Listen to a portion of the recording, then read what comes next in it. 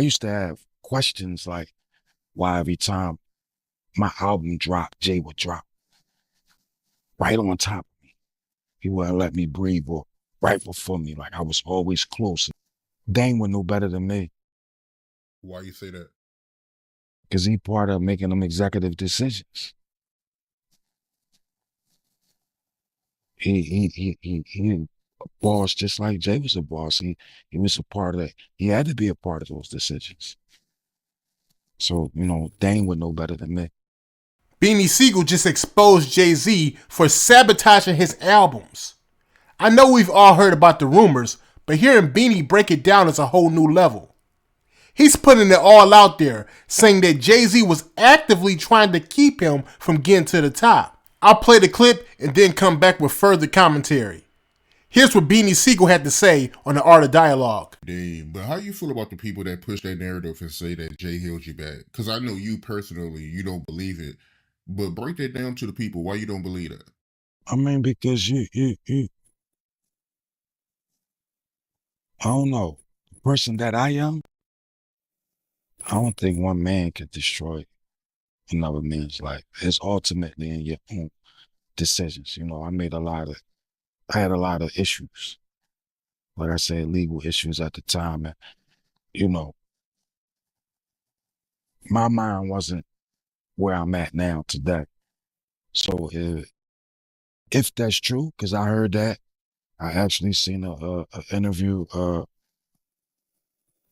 what's his name? That's my man too. Comedian, T. Kirkland. You're TK Kirkland. He TK made him comments on my Kirkland. platform. Oh, he was doing an interview with you. He said on your. What happened was on Rockefeller, I felt that Jay-Z, Beanie Sigel was the shit. Yeah, he was fired. And they would only let Beanie Sigel only sell so many records. This came from an executive at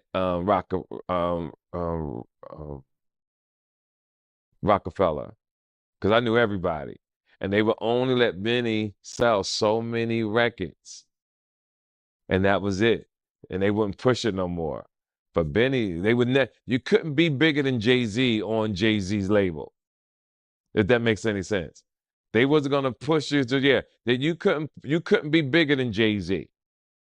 You couldn't sell more records than Jay-Z. But all you had to do was listen to Beanie Sigel, and Beanie Sigel was, oh my God. Oh my God. Yeah, he said that. That was the first of me actually hearing that. Like, oh shit. Like I used to have questions like why every time my album dropped, Jay would drop right on top of me. He wouldn't let me breathe or right before me. Like I was always close, and I'm always thought like, damn, if a kid, back then it was physical copies. So if you had $20, $20 that you saved up and you was gonna buy an album, and it's under the same house, Rockefeller, between Jay and Beanie Sigel, you won't, 9 times out of 10 you won't buy the Jay-Z album. I never understood that every single album that I dropped, Jay dropped right on top of me. And it was like, damn, like to have in-house competition at that magnitude was crazy. Jay already the boss, but I always thought that, like, let me breathe. But to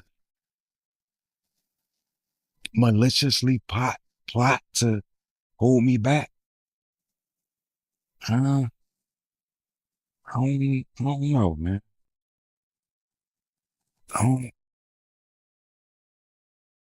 don't believe that. I don't want to believe that. I mean, but like I said,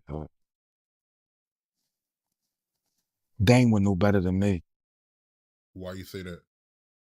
because he part of making them executive decisions. He a boss just like Jay was a boss. He was a part of that. He had to be a part of those decisions. So, Dane would know better than me. So Beanie Sigel came out and said that Jay-Z was deliberately holding him back and preventing him from reaching his full potential on Rockefeller. Like Beanie said, you couldn't be bigger than Jay-Z on Jay-Z's label. Now let that sink in. He's talking about how Jay-Z and the people at Rockefeller wouldn't let Beanie Sigel really break through. Every time Beanie dropped an album, Jay dropped one right on top of that, making it nearly impossible for Beanie to have the spotlight. It wasn't even like they were competing with other labels. This was internal competition. So imagine you're working under someone, and no matter how good your music is, they won't let you shine because they don't want you to be bigger than them. That's the type of move Jay was making, according to Beanie. Now here's the crazy part. Beanie says that this wasn't just a coincidence. He truly believes that Jay-Z was plotting against him. He mentioned how Jay's albums will always drop at the exact same time as his, making it hard for fans to choose which album to buy. Now at that time, it was all about physical sales, and if you had $20 to spend, you were more than likely going to pick up Jay-Z's album at that time because Jay-Z was the bigger artist. Beanie even said he started to wonder if there was something malicious going on, especially when it kept happening over and over again. Imagine being in Beanie Sigel's position and constantly wondering if your own label is holding you back. Man, that has to feel like betrayal. The most shocking part about this whole situation to me is what Beanie Sigel had to say about Dame Dash. Beanie claims that Dame Dash knew what was going on but did absolutely nothing about it. Beanie was like, Dame would know better than me because he was a part of them executive decisions. Now think about that. Dame, who was like family to Beanie, saw what Jay was doing and didn't step in. That's a whole level of betrayal in itself. Beanie seems like he still has love for Dame, but it's clear that he still feels some type of way about him not putting a stop to what Jay-Z was doing. Now personally, I think Beanie Sigel was one of the hardest in the game, and for Jay to stunt his growth like that is crazy. The fact that Dame, as the co-founder of Rockefeller Records, stood by while that was happening is absolutely wild to me. I get that Dame and Jay had their issues, but this is like family. And it seems like Dame turned a blind eye to Beanie's struggles just to keep the peace with Jay. That's a tough pill to swallow, especially when you consider how much potential Beanie Sigel had. Now I'm really looking forward to hearing Dame's response to this, especially considering that not too long ago, he was talking about how Jay-Z low-key sabotaged his career and didn't do enough for Beanie Sigel. But after hearing this interview with Beanie, the story takes a completely different turn. It paints both Jay-Z and Dame Dash as equally responsible for the downfall of Beanie Sigel's career. So what do y'all think? Do you agree with Beanie that Jay-Z was sabotaging his career?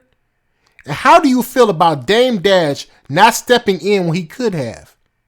Let me know your thoughts in the comment section down below. The link to this Beanie Sigel interview will be in my description, so go check that out as well. And make sure you like, comment, and subscribe. Peace.